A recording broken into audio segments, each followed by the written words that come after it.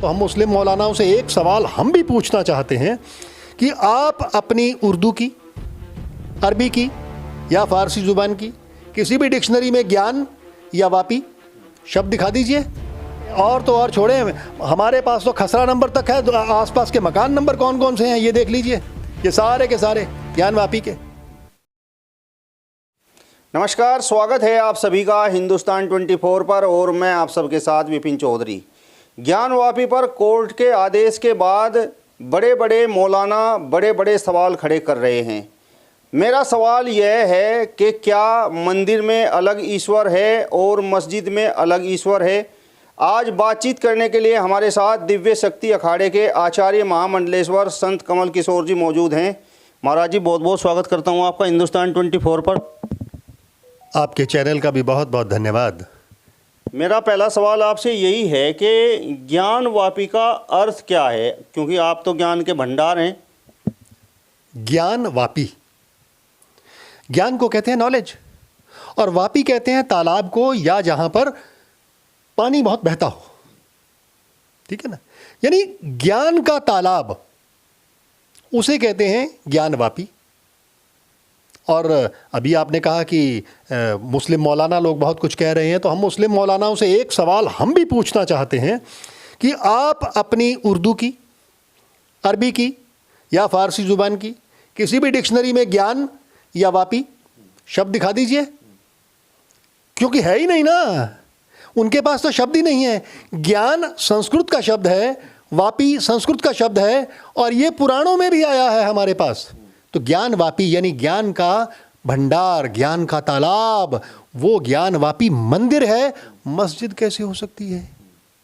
एक बात आपने और पूछ ली हमसे कि क्या उनका खुदा अलग है, अल्लाह अलग है और हमारा भगवान अलग है? नहीं, ऐसा नहीं है। ईश्वर एक है, तो एक को अनेक में कैसे बदलोगे? अगर उसे अनेक में बदल दिया तो तेरा अलग मेरा अलग हो गया ना, तो तेरा मेरा हो ही नहीं सकता। ईश्वर तो एक है। अगर उन्होंने अपने दो ईश्वर बना लिए हैं, अपना अल्लाह अलग कर लिया है, तो ये उनकी मर्जी, उनकी सोच, उनकी छोटी सोच। हम इस बारे में क्या कह सकते हैं? हम तो कहेंगे ईश्वर एक है और सदैव एक है।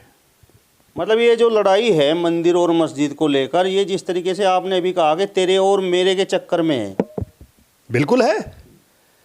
अब आप देखिए, ये जो मंदिर है, नीचे खुदाई में जब आर्कियोलॉजिकल सर्वे ऑफ इंडिया ने खुदाई की तो क्या निकला है अंदर?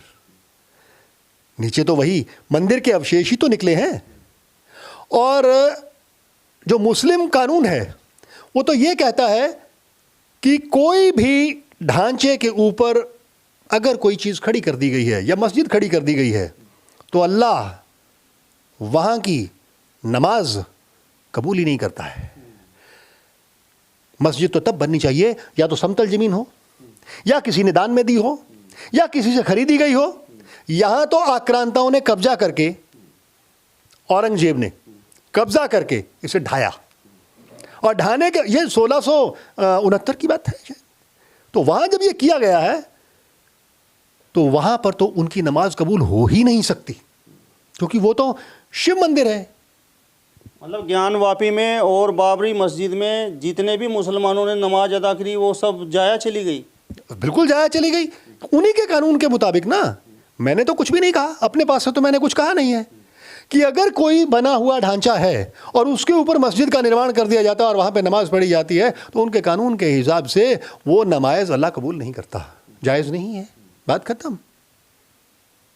मेरा सवाल महाराज जी आपसे ये है कि जैसा कि आपने कहा कि ईश्वर एक है, तो फिर मंदिर और मस्जिद को लेकर लड़ाई क्यों है? अपनी अपनी श्रद्धा, अपना अपना पूजा स्थल। जब हिंदू लोग उनके पूजा स्थलों में जाके कोई बीच में दखल अंदाजी नहीं करते, तो उनको इधर भी दखल अंदाजी नहीं करनी चाहिए। आप देखें कि 70,000 के करीब छोटी बड़ी मंदिरों को ढा दिया गया, उस ज़माने में ढा दिया गया, उसके ऊपर मस्जिदों के निर्माण कर दिया गया। अब 1947 के बाद जब देश, हम तो नहीं कहेंगे आज़ाद हुआ, उस समय चलिए सत्ता बदली, और उसके बाद कांग्रेस की सत्ता रही, 1991 में एक कानून पास कर दिया गया कांग्रेस की सरकार द्वारा। वो क्या है?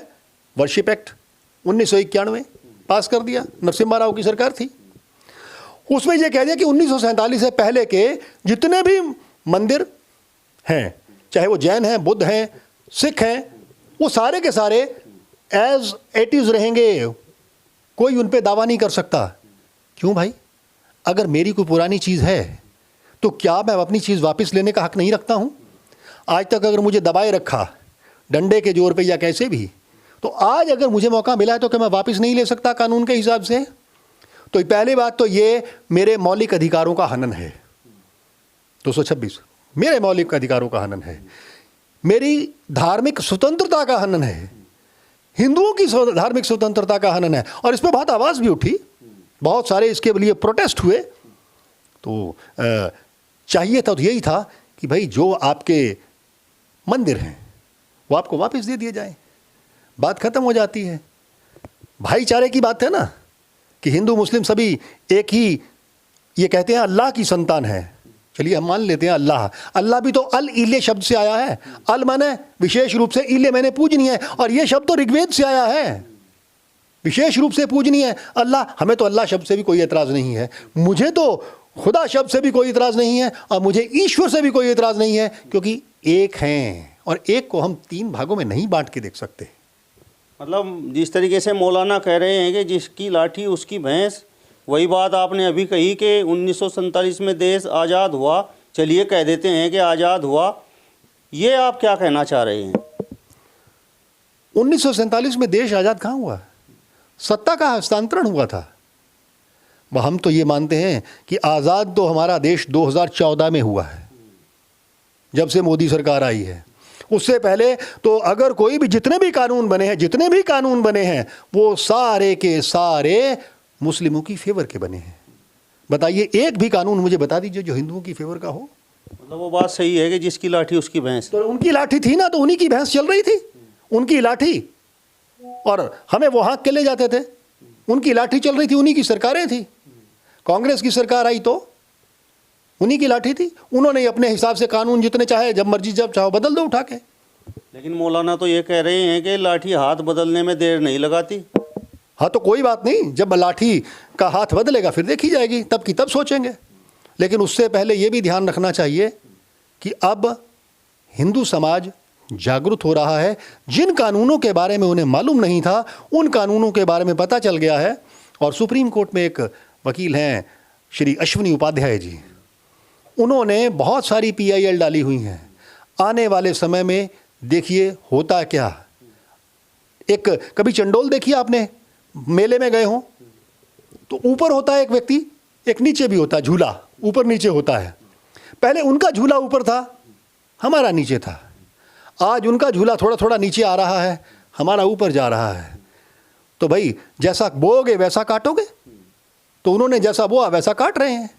महाराज जी, जैसा कि अभी थोड़ी देर पहले आपने कहा कि 70,000 छोटे बड़े मंदिरों को तोड़कर उन पर मस्जिदें बनाई गई, तो क्या अब जिस तरीके से आप कह रहे हैं कि जागृति आ रही है, हिंदू जाग गया है और कानूनों का उसे पता चल गया है, तो मंदिरों को अब हिंदू समाज वापस लेगा?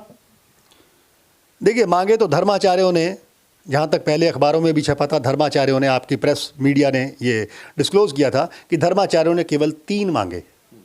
क्या 3 मांगे? एक तो काशी विश्वनाथ, अयोध्या और मथुरा का। उन्होंने कहा था बाकी के ऊपर चलो सब छोड़ दिया जाएगा, अधिकार छोड़ दिया जाएगा। लेकिन वो 3 देने के लिए तैयार नहीं हुए। बात तो वही आ गई, दुर्योधन को बोला भगवान कृष्ण ने जाके, भाई 5 गांव ही दे दे, राज्य नहीं देता तो ना दे, जबकि राज्य तेरा है ही नहीं। वो नहीं माना, युद्ध हुआ, क्या हुआ? सारा का सारा राज्य उसे गंवाना पड़ा।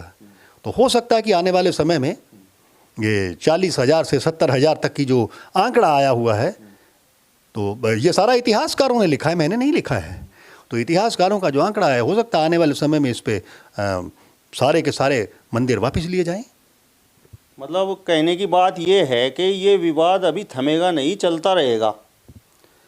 थम तब सकता है जब मुस्लिम समुदाय फराख दिली दिखाते हुए, ये कहते हुए कि ठीक है हम आपको ये मंदिर जो है वापस कर देते हैं, 3 मंदिर वापस कर देते हैं, या कुछ और विशेष मंदिर है वो आपको वापस कर देते हैं, तो ये विवाद तो यहीं थम जाएगा ना। लेकिन उनकी तरफ से भाईचारे का कोई संकेत तो आना चाहिए। अभी आप देखिए कि ज्ञानवापी मंदिर पे विवाद खड़ा हो गया है।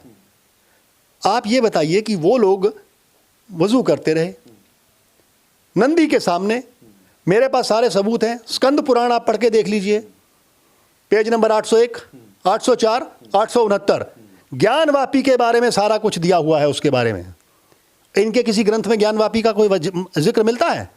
महाराज जी, आप कुछ सबूत दिखाइए। जो आपने अभी महापुराण के बारे में बताया, पुराण के बारे में बताया, ग्रंथों के बारे में आपने बताया।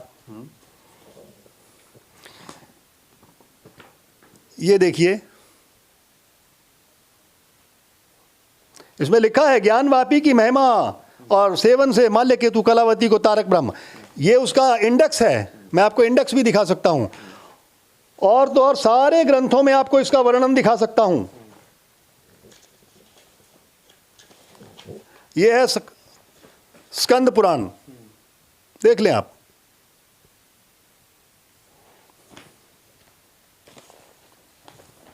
ये पढ़े जरा, इसमें देखें क्या लिखा है।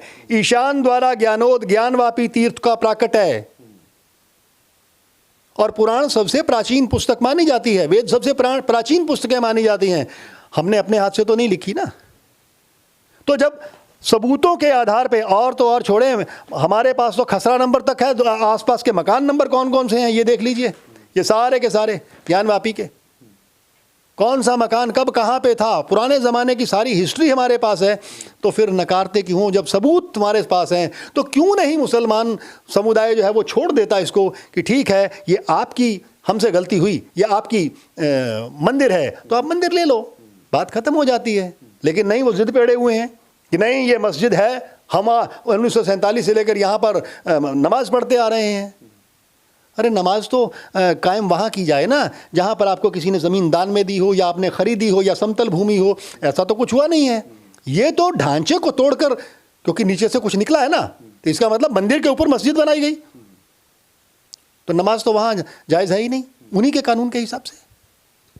महाराज जी, आप तो कहते हैं कि जो एक संत होता है, एक महात्मा होता है, वो तो धर्मों से ऊपर होता है, उसके लिए तो सभी धर्म एक समान हैं। लेकिन जिस तरीके से शुरू से मैं आपसे सवाल कर रहा हूं और आप जवाब दे रहे हैं, आपके जवाबों से ऐसा प्रतीत हो रहा है कि आप एक तरफा हिंदू धर्म का पक्ष ले रहे हैं। तो ऐसा क्यों? देखिए, धर्म मैंने कहा एक है, धर्म एक है, ईश्वर एक है, बाकी सारे संप्रदाय हैं। मुस्लिम एक संप्रदाय है, जैन संप्रदाय है, बौद्ध संप्रदाय है, सिख एक कौम है, यानी कौम या संप्रदाय है, हिंदू भी एक कौम और संप्रदाय है। लेकिन चूंकि हिंदू सनातन के साथ जुड़ा हुआ है, इसलिए इसको नाम दे दिया गया हिंदू धर्म का। धर्म एक ही है, धर्म दो नहीं हो सकते। और धर्म का मतलब होता है धारण करना। किसको धारण करना? गुणों को धारण करना, अपनी आत्मा की आवाज़ पे चलना।